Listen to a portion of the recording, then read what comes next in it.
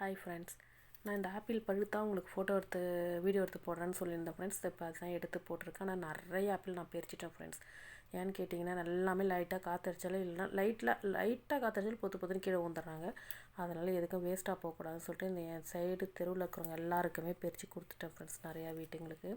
அது இல்லாமல் எங்கள் வீட்டுக்கார் வேலை செய்கிற கம்பெனிக்கு நிறையா 2 பக்கெட் அளவுக்கு எடுத்து கொடுத்து அனுப்பிட்டேன். என் பொண்ணு வேலை செய்கிறதுக்கும் கம்பெனிக்கும் கொடுத்தேன். அதே மாதிரி இப்போ பாருங்கள், இன்னமும் இவ்வளோ இருக்குது ஃப்ரெண்ட்ஸ். நானே ஒரு பக்கெட் 2 பக்கெட் அளவுக்கு எடுத்து வந்து ஃப்ரிட்ஜில் வச்சுருக்கேன். டப்பியில் கொட்டி கிளிங்களுக்கு கொடுப்போன்னு. அதனால் நிறைய வேஸ்ட்டாக தான் ஃப்ரெண்ட்ஸ். இந்த ஊரை பொறுத்த வரைக்கும் நிறைய வேஸ்ட்டாக தான் போகுது ஆப்பிளுங்க. ஏன்னா இப்பயும் பாருங்கள், இவ்வளோ இருக்குது, சாப்பிட்றதுக்குலாம் ஆள் கிடையாது. என்ன தானே பெருசாலும் நம்மளுக்கே மூஞ்சல் அடித்த மாதிரி ஆகிடுது ஆப்பிள் சாப்பிட்டு. அவ்வளோ இருக்கிறதுனால தான் சரி, நான் உங்களுக்கு திடீர்னு எனக்கு ஞாபகம் கொஞ்சம் நான் எடுத்து போடுறேன்னு சொன்னமே, சரி நல்லா காய்ச்சிருக்கல எடுத்து போடுவோம். ஓகே ஃப்ரெண்ட், மீண்டும் நம்ம அடுத்த ஒரு வீடியோவில் பார்க்கலாம். பாய்.